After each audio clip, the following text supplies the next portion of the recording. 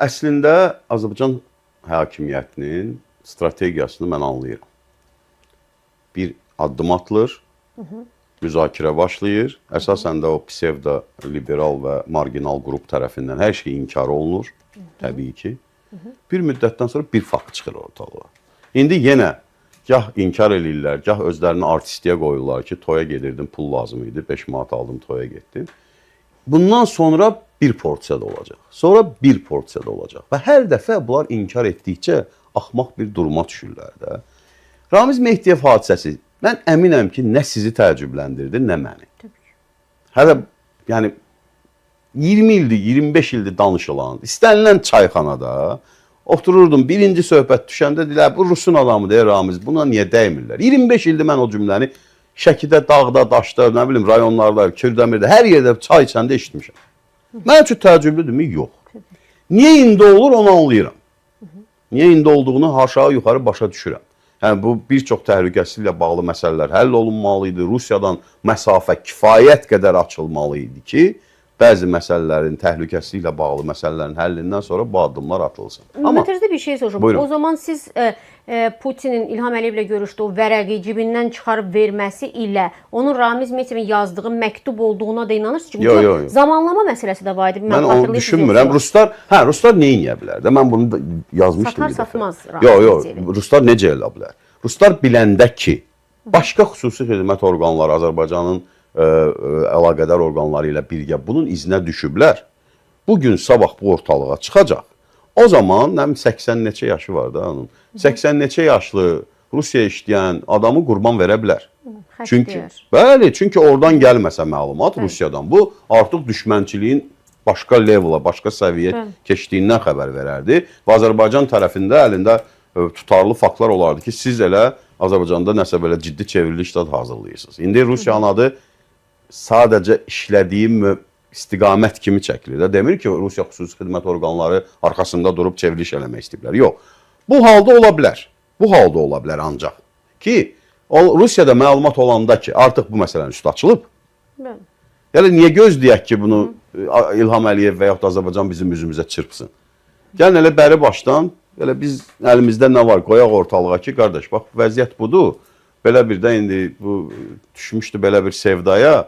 Biz də dedik ağlığı başına yığ, amma indi ağıllanmaq istəmir, nə istəyirsən elə. Belə ola bilər. Ruslar azmı olub ki, öz adamlarını qurban veriblər? Həmişə olub da. İndi Bəşər Əsəddən tutun da, nə bilim, Liviyada Qəddafi ən yaxın Rusça danışırdı. Qəddafi hər yerdə Rusça danışırdı ki, mən Rusiyanı sevirəm, Lenini sevirəm, bolşevizmi sevirəm. Yəni, həmişə olub.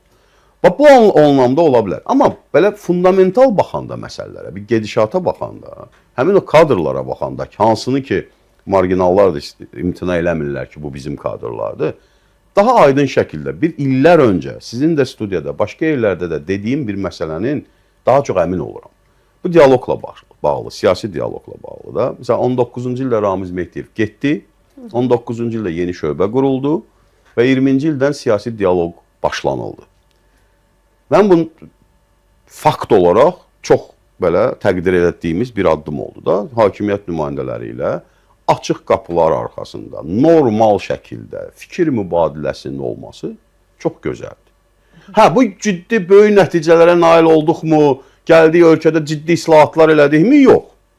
Təəssüf ki. Amma təmasların özlərinin olması çox vacib idi. Təmasın özünün olması vacib idi. O vaxt bizim ən çox üstümüzə gələndə bu marginal dəstəkdir. İndi mən o vaxtda demişdim, ehtimal olaraq demişdim. İndi fakt olaraq görürəm ki, niyə gəlirdilər? Çünki bunların 30 illik qurduğu bir diyalog var idi. Oturursan divanda, gətirirsən konverti verir, götürürsən, qoyursan cibə, gedirsən, işini görürsən. Bu dağıldı, bu sistem dağıldı. Onlar da deyirlər ki, pulu başqa məqsəd üçün. Sübut eləyin ki, ona görə İndi almışıq. növbəti seriyaları gözləyək də. Orada dili ilə deyəndə nə olacaq? İndi deyir, mənə iynə vurub ifadə alıblar. Növbəti seriyada çıxsa ki, məsələn, ehtimal, çayxanada oturub Əli-Kəriminin dalınca danışır, onda nə olacaq? Görək. Yəni, maraqlı seriyalar qabaqdadır məncə. Yəni, bu, mən fundamental baxmaq istəyirəm. Mən heç kimin belə hamının həbs olunması, cəzalanmasını da arzulayan insan deyiləm. Sadəcə, siyasi olaraq belə bu iğrənciliklər bitsin ölkədə. Siyasi belə manipulyasiyalar, iğrənciliklər bitsin. Saxtakarlıqlar. Saxtakarlıqlar hər iki tərəfdə, hakimiyyətli tərəfdə də, müxalifət tərəfdə də bitsin ki, normal bir siyasi sistem qura bilək də. Bu dialoq başlayır. Bizim üstümüzə hücuma keçirlər. Nə biz çünki aparıcı qüvvəsi idik də bu görüşlərin. 12 görüş keçirmişdik bir il ərzində. Yəni çox ciddi 1-2 il ərzində. Çox ciddi belə bir təmas var idi. Kim gəlirdi üstümüzə? Bunlar. Niyə gəlirdilər? Çünki bazarları bağlandı. Ramiz Mehdiyevin qurduğu sistem oydu ki, biz sizlə alver eləyirik təmaslar, siz də bizim nəzarətimizdədir. Puldu ala. Biz dövlət büdcəsindən alırıq. Parlament partiyası kimi. Şəffaf hesabat veririk. Hətta hesabat verəndə hesabat qəbul edənlər deyirlər ki, başqa partiyaların nümayəndələri bizi də zibilə salmısınız. Siz o qədər detallı hesabat verirsiniz hər qəpiyə görə ki, bizdən də tələb eləyirlər. Bizdən də tələb eləyirlər. Yəni biz bunu tam şəffaf bir vəziyyətə gətirdik. Nəticələrinə yenə təkrarlayıram, tam razıyıqmı? Yox.